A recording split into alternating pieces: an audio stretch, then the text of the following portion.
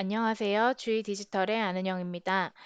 본 영상에서는 히스토리안 2023을 설치하고 히스토리안 설치의 각각의 유형에 대해서 설명드리도록 하겠습니다. 먼저 히스토리안 설치 파일을 관리자 권한으로 실행해 주세요. 실행이 되면 인스톨 히스토리안 서버를 클릭해 주시고요. 웰컴 페이지가 나타나고 다음을 누르면 라이센스 동의에 클릭해 주시고 다음을 누르면 히스토리안의 설치 위치를 지정하는 페이지가 나타납니다. 필요하면 히스토리안 설치 위치를 여기서 변경할 수 있습니다.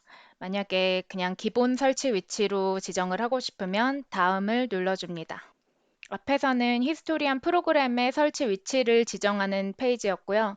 이번에는 히스토리안 데이터와 로그 파일이 저장될 위치를 정하는 페이지입니다.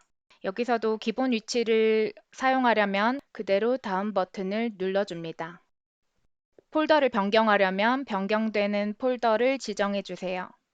다음은 프로피시 인증 서비스를 설정하는 페이지입니다. 어, 이 프로피시 인증 서비스는 저희가 이제 G가 프로피시 솔루션을 웹 기반으로 계속해서 이동하면서 유저의 인증을 위해서 도입한 서비스입니다.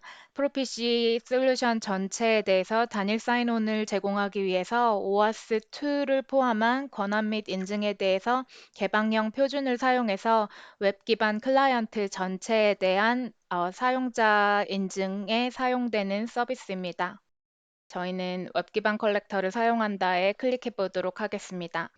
체크박스에 체크를 하면 프로피시 인증 서비스에 사용할 서버 이름, 즉 히스토리안 서버의 서버 이름과 UAA 서비스에 사용할 포트 번호가 자동으로 입력이 됩니다. 다음으로는 히스토리안 시큐리티 그룹 설정입니다. 히스토리안에서는 사용자별로 권한을 다르게 부여하여 히스토리안 데이터에 대한 보안을 강화할 수 있습니다. 관련한 자세한 사항은 히스토리안 보안 관련 문서를 참조해 주시기 바랍니다. 이 시큐리티 그룹은 추후에 별도로 만들 수 있기 때문에 기본적으로는 언체크되어 있습니다. 다음을 클릭하면 설치 유형을 아래 세 가지 유형 중에 선택하라는 메시지가 나옵니다. 먼저 히스토리안 싱글 서버 같은 경우에는 이 그림에서 보시는 것처럼 히스토리안 서버가 단일 서버로 구성되어 있다는 것을 의미합니다. 그래서 단일 서버에서 이제 데이터를 수집하고 저장하고 디스트리뷰트하는 역할을 수행합니다. 다음은 디스트리뷰티드 프라이머리 노드, 디스트리뷰티드 미러 노드에 대한 설명인데요. 이 디스트리뷰티드 아키텍처는 여러 개의 서버를 연결해서 마치 하나의 아카이버처럼 동작할 수 있게끔 하도록 하는 히스토리안의 기능입니다. 이 기능에 대해서는 이 다음 내용을 설명하고 나서 좀 더 자세히 설명해 드리도록 하겠습니다. 이제 싱글 서버를 클릭하면 히스토리안 서버의 인증서 기반 보안에 대한 내용이 나옵니다. 히스토리안 내 인증 메커니즘을 강화하고 핵심 히스토리안 서비스 간에 신뢰할 수 있는 연결을 구축하기 위해서 인증서 기반 보안을 구현합니다. 먼저 이제 웹 기반 서비스에서 보통은 TLS 프로토콜을 사용해서 웹 브라우저와 웹 서버 사이의 보안 연결을 구축을 하는데요.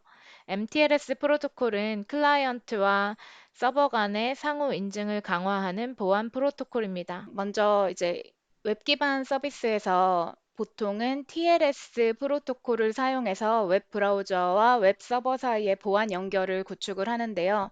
이 MTLS 프로토콜은 클라이언트와 서버 간의 상호 인증을 강화하는 보안 프로토콜입니다. MTLS 프로토콜은 먼저 상호 인증을 통해서 서버가 클라이언트의 인증서를 검증하는 것뿐만 아니라 클라이언트도 서버의 인증서를 검증하게 되고요. 그래서 단방향인 SSL, TLS 연결해서 서버 인증만으로는 보장되지 않는 보안을 더욱 강화하고 또 클라이언트 인증을 통해서 클라이언트가 서버로 요청을 보낼 때 클라이언트 측에서도 인증서를 제출해서 서버가 클라이언트의 신원을 확인할 수 있도록 함으로써 서버가 믿을 수 있는 클라이언트만 접근하도록 제한할 수 있어서 더 높은 수준의 보안을 제공하게 됩니다. 히스토리안의 MTLS 어센티케이션 구조는 이런 그림으로 나타낼 수 있겠는데요. 예를 들어서 데이터 아카이버가 신뢰할 수 있는 클라이언트 매니저인지 인증하고자 하는 경우라면 먼저 클라이언트 매니저가 데이터 아카이버에 연결을 시도합니다. 그러면 데이터 아카이버가 자신의 TLS 인증서를 제시하고 클라이언트 매니저는 데이터 아카이브의 인증서를 검증합니다. 그리고 클라이언트 매니저도 마찬가지로 자신의 TLS 인증서를 제시하고 데이터 아카이버가 클라이언트 매니저의 인증서를 검증합니다. 마지막으로 데이터 아카이버가 액세스를 허용하게 됩니다. 즉, 클라이언트 매니저와 데이터 아카이버가 양쪽에서 TLS 인증서를 검증함으로써 MTLS 핸드쉐이킹이 가능해지고 그럼으로써 더욱 보안이 강화된다고 할 수 있습니다. 히스토리안에서는 이 핵심 히스토리안 서비스가 되는 컨피규레이션 매니저, 클라이언트 매니저, 다이어그노스틱 매니저, 그리고 데이터 아카이버 이 네 개의 서비스 간의 MTLS 프로토콜 인증을 통해서 히스토리안의 클라이언트들끼리의 어떤 신뢰성 있는 데이터 연결을 보장을 할 수 있도록 구현하고 있습니다. 그러면 루트 인증서에 사용될 암호를 입력하겠습니다. 이제 설치 준비가 다 끝났고요. 인스톨 버튼을 클릭하시면 설치가 진행됩니다. 싱글 서버의 설치가 완료되었습니다. 그러면 다음으로는 이제 디스트리뷰티드 서버 환경에서 어떻게 설치를 진행하면 되는지, 그리고 라이센스는 어떻게 액티베이션 시킬 수 있는지를 알아보도록 하겠습니다. 먼저 디스트리뷰티드 환경이란 앞서 설명한 대로 여러 대의 컴퓨터를 각각 연결하여 마치 하나의 데이터 서버처럼 운영할 수 있는 환경입니다. 그림처럼 모든 연결된 컴퓨터에서 다른 컴퓨터의 태그를 검색할 수 있고 또 특정 태그를 원하는 서버에 저장할 수도 있습니다. 이러한 분산 환경은 컨트롤 타워 역할을 하는 하나의 프라이머리 서버와 여러 개의 분산 서버로 이루어지게 됩니다. 프라이머리 서버에서는 이제 다른 분산 서버와는 다르게 컨피규레이션 매니저라는 게 설치가 되게 되고요. 탐캣 포스트그레 SQL이 깔려서 이 SQL에 태그 인덱스가 저장이 되게 됩니다. 즉, 어떤 태그가 어떤 서버에 저장이 되어 있는지, 그 태그의 프로퍼티는 어떻게 되는지, 뭐, 요 정도가 이제 컨피규레이션 매니저를 통해서 프라이머리 서버에 저장이 되고, 그 데이터들이 각각의 클라이언트 매니저들로 전달되게 됩니다. 각 서버에 설치되는 구성 요소들을 좀 더 자세히 표현하면 다음 그림과 같습니다. 이 프라이머리 노드에는 이제 컨피규레이션 매니저와 클라이언트 매니저, 다이어그노스틱 매니저, 데이터 아카이버, 알람 아카이버, 그리고 임베디드 서비스, 포스트그레 SQL 이렇게 이제 설치가 되게 되고요.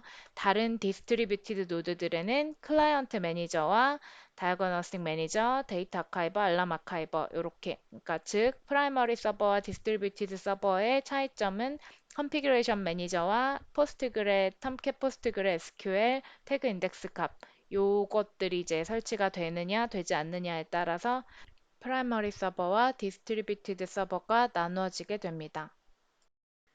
이런 분산 환경은 데이터 미러링도 손쉽게 구성할 수 있습니다. 히스토리아는 로케이션이라는 개념을 도입하여 태그를 로컬 서버에만 저장할지 여러 개의 서버에 백업본을 저장할지 선택합니다. 예를 들어 그림과 같이 4개의 서버가 있다고 하면 각각의 서버에는 기본적으로 분산 로케이션이 생성이 되고 해당 로케이션의 유저 데이터 스토어가 만들어집니다. 여기까지는 이제 기본 싱글 서버와 비슷한 방식입니다. 그러나 미러 로케이션은 자동으로 생성되지 않고 필요에 따라 사용자가 직접 생성해야 합니다. 생성할 때 어떤 서버로 데이터를 저장할 것인지 선택할 수 있습니다. 만약 미러 로케이션을 만들면서 위 4개 서버를 모두 미러하도록 선택했다면 해당 로케이션에 저장되는 태그는 4개 서버에 모두 미러링 됩니다. 즉, 4개 서버에 모두 저장이 되게 됩니다. 프라이머리 노드나 디스트리뷰티드 노드를 설치하는 방법은 이렇게 옵션을 선택해 줌으로써 간단하게 설치할 수 있고 나머지 진행 방법은 싱글 서버 설치와 동일합니다.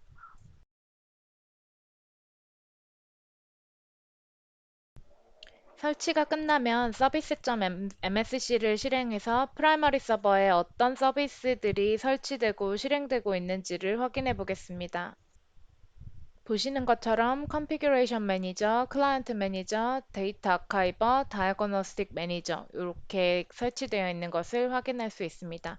지금 현재 라이센스가 등록이 되어 있지 않은 상태라 데이터 아카이버가 실행되고 있지 않습니다.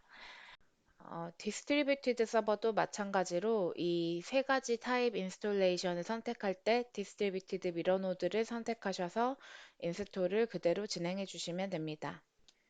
디스트리뷰티드 서버가 설치되고 난 후에 역시 마찬가지로 서비스를 한번 확인해 보도록 하겠습니다.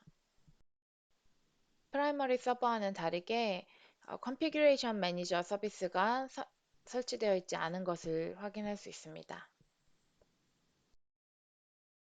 다음으로는 이제 프라이머리 서버와 디스트리뷰티드 서버에 각각 어떻게 라이센스를 적용할 수 있는지를 설명드리겠습니다. 라이센스 프로그램은 시작 메뉴에서 General Electric 폴더 안에서 실행할 수 있습니다. 라이센스 프로그램을 설치하고 실행하는 자세한 방법은 다른 영상을 통해서 설명드리도록 하겠습니다. 히스토리안 구매를 완료하시면 이렇게 Order is ready라는 이메일이 전송이 됩니다. 그리고 이 이메일에는 보시는 것처럼 이제 히스토리안 프라이머리 서버와 디스트리뷰티드 서버 각각에 대한 액티베이션 코드가 들어 있습니다. 이 액티베이션 코드, 이 두 개의 액티베이션 코드를 복사하신 다음 라이센스 클라이언트에 또는 로컬 라이센스 서버에 적용시켜 주시면 됩니다. 다른 영상에서 설명드리겠지만 가상 머신 환경에서는 라이센스 클라이언트로 바로 액티베이션을 할 수가 없고 로컬 라이센스 서버를 사용해서 액티베이션을 해야 합니다.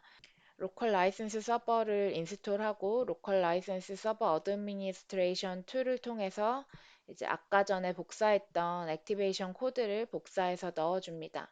이때 프라이머리 서버에 대한 액티베이션 코드는 그대로 복사해서 넣어주면 되는데 디스트리뷰티드 서버는 99개의 서버까지 등록할 수 있기 때문에 이 number of license에서 99를 입력해 줍니다. 그리고 add 코드를 하고 액티베이션 버튼을 눌러줍니다. 네, 그러면 이렇게 99개의 디스트리뷰티드 서버와 1개의 프라이머리 서버가 등록이 되었습니다. 이제 라이센스 클라이언트를 실행해서 이 액티베이션 코드를 각각의 서버에 적용해 주도록 하겠습니다. 라이센스 클라이언트를 더블 클릭하시면 이런 창이 나타납니다.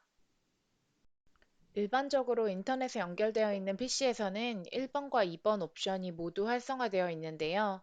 가상 머신의 경우에는 2번 옵션, 즉 로컬 라이센스 서버를 통한 액티베이션만 가능합니다. 로컬 라이센스 서버에 등록된 라이센스 코드를 사용하여 액티베이션 하기 위해 2번을 클릭하면 로컬 라이센스 서버에 등록된 라이센스 리스트가 쭉 나타나게 되고요. 여기서 프라이머리 서버 라이센스는 2500 어디셔널 칼 데모 라이센스 그리고 디스트리뷰티드 서버의 경우에는 애드온 데모 이 라이센스를 사용해서 액티베이션 해주면 됩니다. 디스트리뷰티드 서버의 경우에는 이제 라이센스를 액티베이션 하게 되면 다음과 같이 디스트리뷰티드 히스토리안의 이네이블드가 표시가 되게 되고요. 그리고 로컬 라이센스 서버를 확인을 해보면 원래 99개로 등록됐던 라이센스 개수가 98개로 업데이트된 것을 확인할 수 있습니다. 본 영상은 여기서 마치도록 하겠습니다. 감사합니다.